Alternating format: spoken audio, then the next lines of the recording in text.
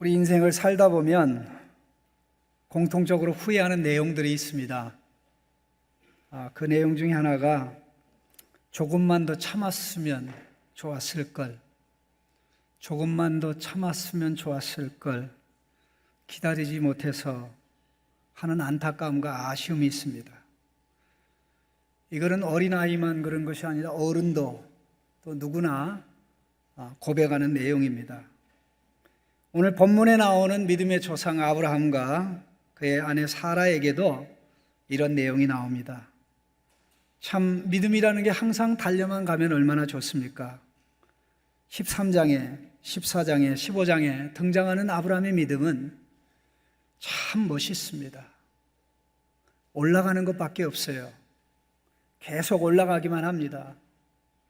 양보할 수 없는 상황에서 양보하고, 이해할 수 없는 상황에서 이해하고, 또 바보 같은 행동을 하면서도 정말 하나님 앞에 아름답게 나가는 그 모습이야말로 놀라지 않을 수가 없습니다. 마침내 15장에서는 그런 아브라함이 하나님을 믿으니 이를 의롭게 여겼다는, 믿음으로 의롭다함 받은 가장 첫 번째 인물이 되었는데, 우리는 그럴만하다라고 고개를 갸우뚱거립니다. 그런데 웬일입니까? 16장 본문에 와보니까 올라가기만 하는 것 같았던 아브라함 부부가 내려가기 시작합니다.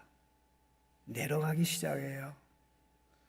그런데 이 내려가기 시작해서 17장까지 연결이 되는데, 오랜 기간 동안 신앙의 내리막길이 시작돼서 13년간 지속됩니다.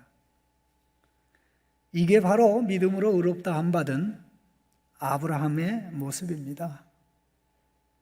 우리는 믿음에 대해서 너무 이상적인 생각을 가지고 우리 자신을 괴롭히거나 우리 마음에 상처를 주는 일을 하지 않는 게 좋습니다. 하나님이 의롭다 한 믿음은 완벽한 믿음이 아니고 성장하는 믿음입니다.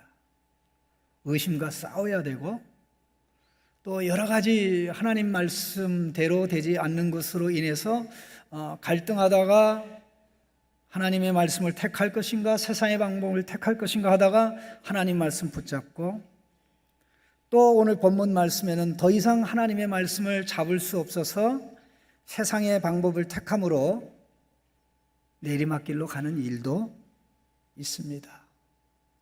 우리의 신앙생활은 오르막만 있는 것이 아니라 내리막길도 있습니다. 항상 올라만 가면 얼마나 좋습니까? 항상 하나님의 자녀이니까 행복만 하면 얼마나 좋습니까? 하나님의 자녀이니까 항상 기도하는 대로 하나님이 그때 응답해 주시면 얼마나 좋습니까? 그렇지 않습니다. 아브라함이 기다렸습니다. 신앙의 굴곡 없이 가는 것 같았습니다. 12장에는 올라가는 신앙에서 내려가는 신앙으로, 13장, 14, 15장에는 올라가기만 한 신앙으로, 16장에는 내려가기만 하는 이런 신앙으로 나옵니다. 신앙의 여정에는 내리막길도 있습니다. 산에 올라간다고 오르막길만 있는 것이 아닙니다. 정상에 가다 보면 한참 올라가다가 또 내려갑니다. 그런데 내가 등산을 하는데 왜 이게 내리막길이지 하고 포기하면 정상에 못 올라갑니다. 우리가 가는 길도 마찬가지입니다. 강을 따라 난 길을 따라가더라도 강물이 흘러 내려가니까 내리막길만 있어야 정상 아닙니까?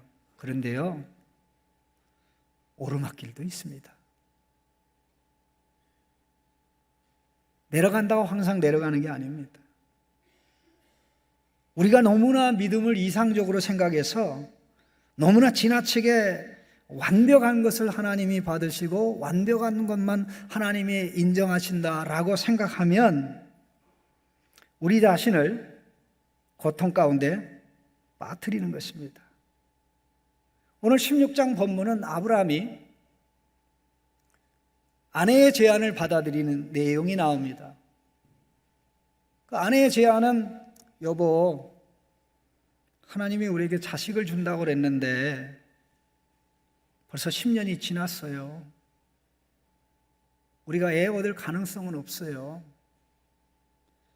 2절 말씀에 사레가 아브라함에게 이르되 여호와께서 내 출산을 허락하지 아니하셨으니, 그들이 애를 낳지 못하는 문제는 어제 오늘의 문제가 아니라 결혼할 때부터의 문제입니다. 하나님이 그들을 갈대아인의 우르에서 불러내기 전부터 그들은 애가 없었습니다. 가나안 땅에 들어오면서부터 하나님이 그들에게 자식 줄게, 그냥 평범한 자식이 아닙니다. 그냥 한 가문의 자식이 아닙니다. 인류 역사에 복을 가져다 줄 자식입니다. 작은 자식이 아니죠. 열방을 구원하는데 도구로 사용될 어마어마한 자식입니다. 그런데 그 자식을 기다리며 사는데 자식이 낳지 않는 것입니다. 가나안 땅에 들어와서 하나님이 2번에 걸쳐서 자식을 준다고 말씀했습니다. 그리고 15장에는 언약을 내주면서 하나님이 보증했습니다. 지금 시간이 기다려도 참고 기다려라. 내가 꼭 약속 성취해 줄게. 내가 꼭 약속 이루어 줄게. 그러게 했지만 더 이상 견딜 수가 없었던 것입니다. 가나안 땅에 들어오면서부터 오늘 본문에 아브라함의 사레가 여보, 더 이상 기다릴 수가 없어요 할 때까지가 딱 10년입니다. 10년. 그래도 10년 기다린 거 조금 기다린 겁니까? 많이 기다린 겁니까? 되게 많이 기다린 겁니다. 10년 참은 거 많이 참은 거예요. 무시하면 안 됩니다. 많이 참은 겁니다. 그런데 하나님의 시간 계획표상에는, 우리는 모든 내용을 다 알지 않습니까? 시간 계획표상에는 하나님이 약속하신 시점으로부터 25년이 지나야 이삭이 태어나는 게 하나님의 계획입니다. 25년이 지나야 이삭이 태어나는 게 하나님의 계획이라면 지금 10년밖에 못 기다렸어요. 그럼 몇 년 더 남았어요? 15년. 아브라함 왜 저렇게 믿음 없어라고 우습게 보면 안 된다는 것입니다. 다 이런 과정을 겪게 됩니다. 자, 중요한 부분은 이 기다림을 통해서 하나님은 우리의 믿음을 만들어 갑니다. 기다림을 통해서 하나님은 우리를 하나님만 의지하고 바라보는 사람으로 빚어갑니다. 금방 기도할 때 응답 주시는 걸 보면 금방 주실 것 같았는데, 금방 문제가 해결될 것 같았는데 막상 현실은 바뀌지 않습니다. 언제부터 내리막이 시작될까요? 붙잡고 인내하며 기다렸던 하나님의 말씀을 더 이상 붙잡지 않고 내려놓을 때 내리막이 시작됩니다. 신앙의 내리막이 시작됩니다. 10년을 붙잡고 살았는데 더 이상 갈 수가 없었죠. 75살인 아브라함이 85세가 되었습니다. 그의 아내는 10살 터울이므로 75살입니다. 흔들리는 아내가 아브라함에게 요청합니다. 여보, 왜 우리가 미처 생각 못했는지 모르겠어요. 우리가 애를 낳을 수 있는 방법이 있잖아요. 다 우리 주변의 사람들이 그렇게 하잖아요. 종을 들여서, 종을 통해서 남편이 아이를 낳으면 그 종을 통해서 난 아이는 아내의 아이이면서 바로 상속자가 되는 것입니다. 이것은 그 당시 윤리적인 문제는 아니었습니다. 사회적으로 통용되는 문제였습니다. 오히려 아이를 낳지 못하는 상황에서 아내가 남편이 자녀를 낳을 수 있도록, 아들을 낳을 수 있도록, 상속자를 낳을 수 있도록 배려하지 못하는 게 수치스러운 일이죠. 그런데 그들은 10수년을 지나면서 한 번도 다른 방법을 생각해 본 적이 없어요. 하나님이 주신다고 그랬으니까 주실 거야. 하나님이 주신다고 그랬으니까 주실 거야. 하나님이 우리에게 자녀를 주시는 것은 정상적인 부부 생활을 통해서 주시는 거지 제2, 제3의 방법을 통해서 주시는 것은 아니야 라고 생각했습니다. 왜 그렇게 생각했습니까? 하나님의 말씀을 계속 믿으니까.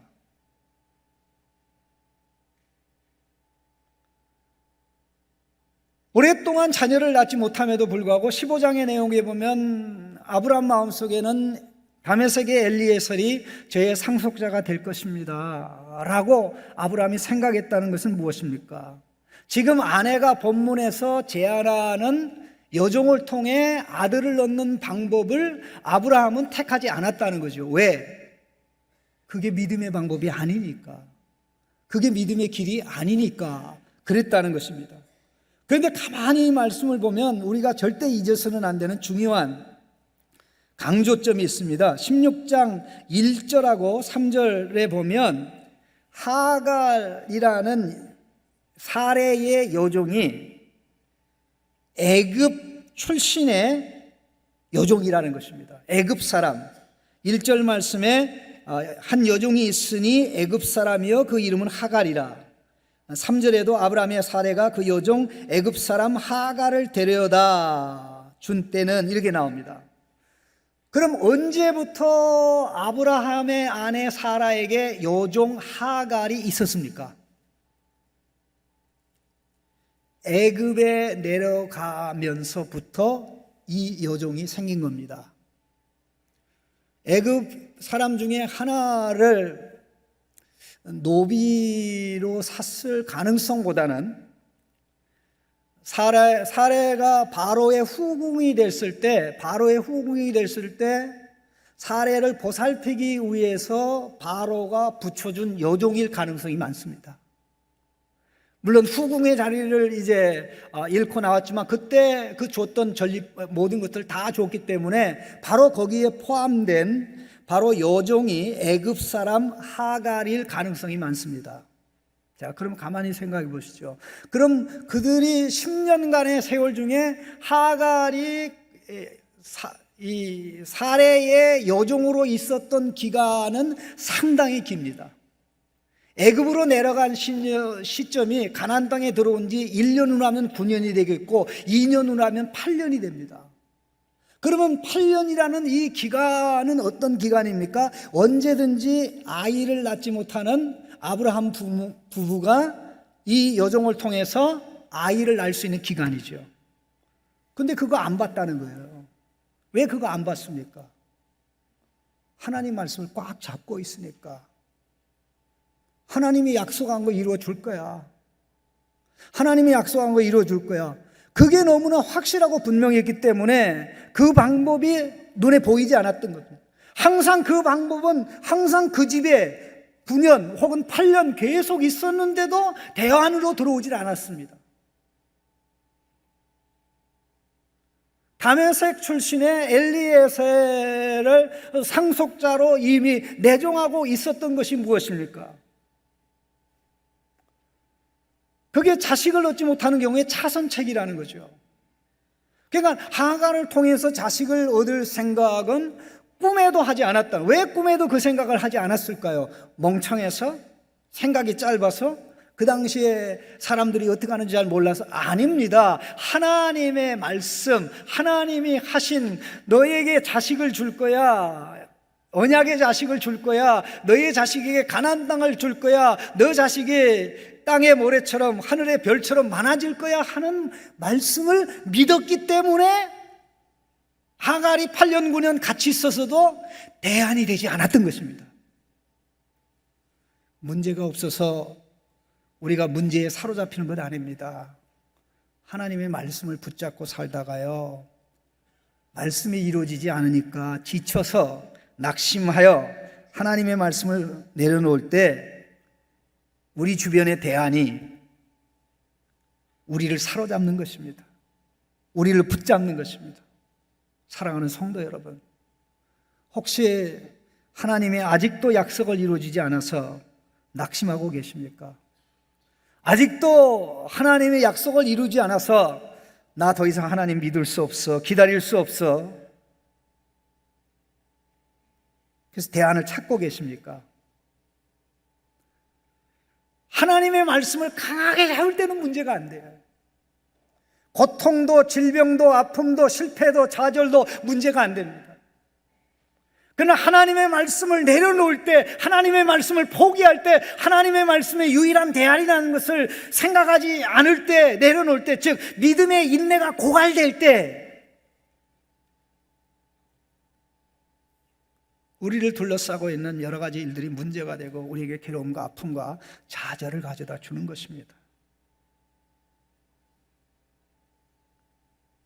바로 그러기 위해서 믿음 생활에 내리막이 시작되는 것입니다. 하나님 말씀 잡기도 힘들지만 한 번 내려오는 하나님의 말씀을 되찾아 잡기는 더 힘듭니다. 우리가 세상의 대안을 잡으려고 노력해서 세상의 대안이 우리의 눈에 들어오고 우리에게 매력적으로 보이고 우리에게 정말 모든 문제를 해결할 것처럼 보이는 것이 아니라요, 노력하지 않아도 애쓰지 않아도 자동적으로 그것이 우리의 대안이 됩니다. 왜? 세상 사람들이 그렇게 살잖아요. 세상 사람들이 그게 지혜로운 방법이라고 얘기하잖아요. 얼마나 합리적입니까? 여보, 하나님이 당신과 언약을 맺을 때 내 몸에서 자식이 나리라 그랬지 내 몸에서 자식이 난단 말 안 했잖아요. 하나님이 오죽하면 내가 자식을 못 나니까 아브라함한테 내 몸에서 상속자가 나리라 그랬잖아요. 이건 내 아내의 몸에서 상속자가 난다는 말씀을 명시적으로 하지 않았습니다. 그게 무슨 의미입니까? 이 사례가 하나님의 말씀을 왜곡할 수 있는 여지가 있었다는 거죠. 그러나 통상적으로 하나님이 애를 준다고 그랬을 때 부부의 사랑을 통해서 애를 준다는 게 전제지, 내 남편에게 애를 주리라 하면 아내를 배제하고 아내가 밖에 나가서 다른 여자하고 애 낳아서 준다는 뜻이 됩니까? 안 됩니까? 안 되잖아요. 믿음에는 상식이 필요합니다. 그 상식마저도 하나님께서 매번 말씀할 때 또 말씀하지는 않습니다. 사례야, 오해하지 마. 내 남편의 몸을 통해서 애를 준다는 것은 남편의 씨만 사용한다는 것이 아니라 결국 내 몸에서 애가 난다는 뜻이야 라고 하나님이 분명하게 말씀하지 않았지만 이것은 하나님이 제정한 결혼의 원리, 애를 낳는 원리에 근거하면 100% 확실한 겁니다. 그런데 항상 믿음이 약할 때는 하나님의 말씀을 왜곡합니다. 하나님의 말씀을 자기에게 유리하도록 합리화하는 방향으로 사용합니다. 그런데 얼마나 놀랐습니까? 이 방법이 통했잖아요. 아니, 하가를 통해서 애를 얻으려고 그러는데 딸을 낳았어요. 그럼 어떻게 됩니까? 또 시도해야 되잖아요. 또 딸 낳았어. 또 시도해야 되잖아요. 그런데 이게 어떻게 됩니까? 하가를 통해서 완사세야. 단 한 번의 아들을 낳잖아요. 그러니까 확인 사살을 시켜주는 거예요. 이야, 이게 하나님의 방법인데 멍청해가지고 여지껏 10년을 허송세월했구나. 정말 그럴까요? 17장은 그게 아니라고 얘기합니다. 그 방법을 택했을 때 어떤 결과가 일어났습니까? 그들이 예상하지 않았던 큰 고통이 왔습니다. 말로 다 할 수 없는 고통이 왔습니다. 임신한 사실을 낳은 하갈은 마치 자기가 여주인이 된 것처럼 사례를 무시하고 멸시합니다. 애도 못 낳는 것이 여주인이 돼가지고 그 고통과 모욕을 건디지 못한 사례는 아브라함 남편에게 찾아와서 당신이 책임지라고, 내가 요구할 때 거절이나 했으면 이런 일이 발생하지 않았을 텐데 속으로 좋아가지고 받아놓고는 당신 책임지라고. 아내가 이렇게 세게 나오니까 당신 좋은 대로 하세요. 당신 종이지 내 종이 아니지 않소. 그래서 결국 아내 이 사례가 하가를 학대하니까 괴로워서 견딜 수 못해가지고 도망가는 일이 발생하지 않습니다. 물론 여호와 하나님의 사자가 나타나서 돌아가서 내 여주인에게 순종하라 해서 돌아왔지만 문제가 이것으로 끝이 아니라 여기서부터 문제가 일어나기 시작해서 언제까지 이 가정에 이 하갈과 이스마엘로 인하여 가정에 분란이 일어났습니까? 창세기 22장에 마침내 하나님께서 이삭을 주시고 이삭이 성장해서 모리아 제단에 바쳐지기 직전까지 가정의 분란과 시련과 고통과 아픔은 떠나지 않았습니다.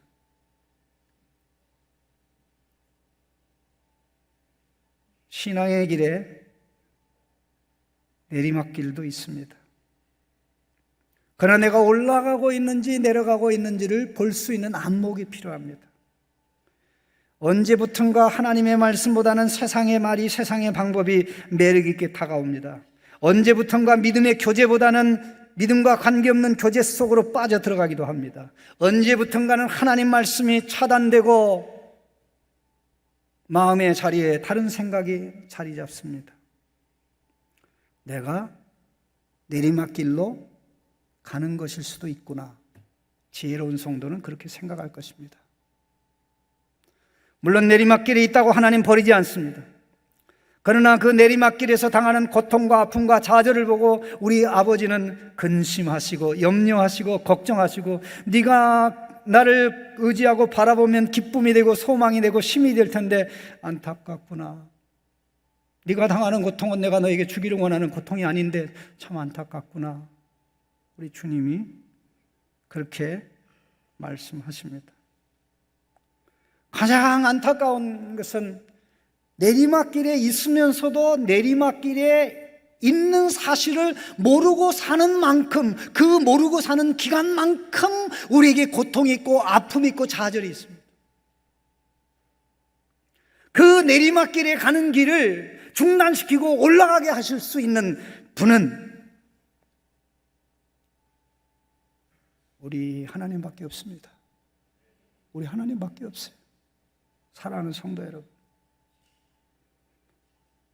말씀을 붙잡고 가시다가 포기하셨습니까? 다른 대안을 찾고 계십니까?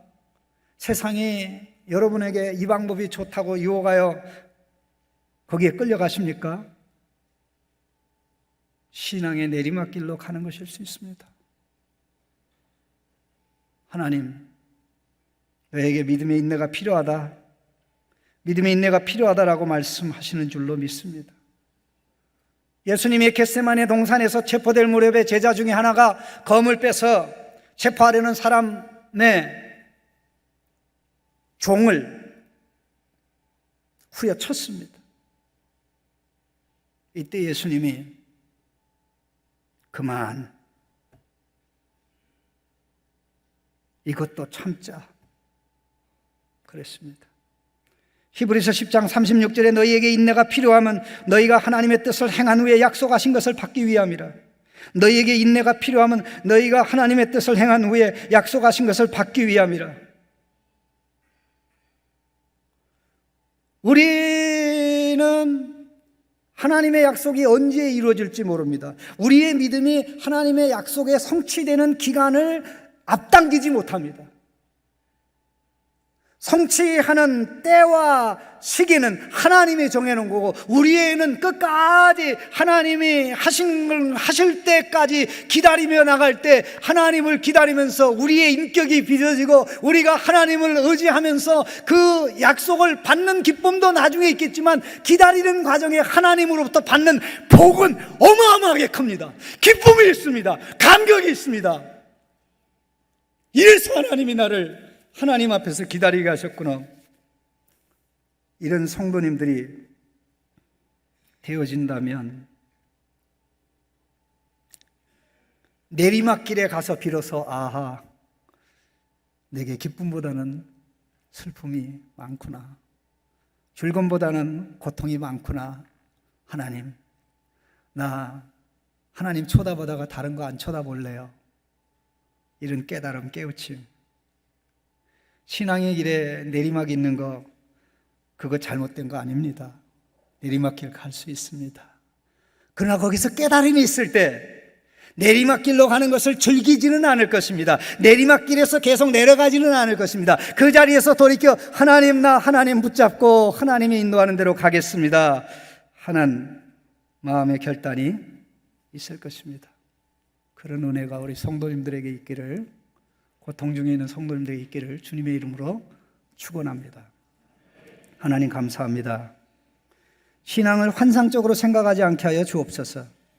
맨날 기쁘고 잘되고 평안하고 건강하고 돈 많이 벌고 그런 것을 착각하지 않게 하시고, 말씀과 배치되는 현실이 우리 앞뒤에 우리 사회에 둘러싸고 있는 것을 다시 한번 보고, 세상이 유혹으로 다가오고 대안으로 다가오는 것은 말씀을 잡았던 말씀을 내려놓고 잡았던 말씀을 포기하는 데서 일어남을 알고 더 기다리고 더 참고 더 참아 성숙과 아름다운 열매를 이루도록 복내려 주옵소서. 예수님의 이름으로 기도하옵나이다.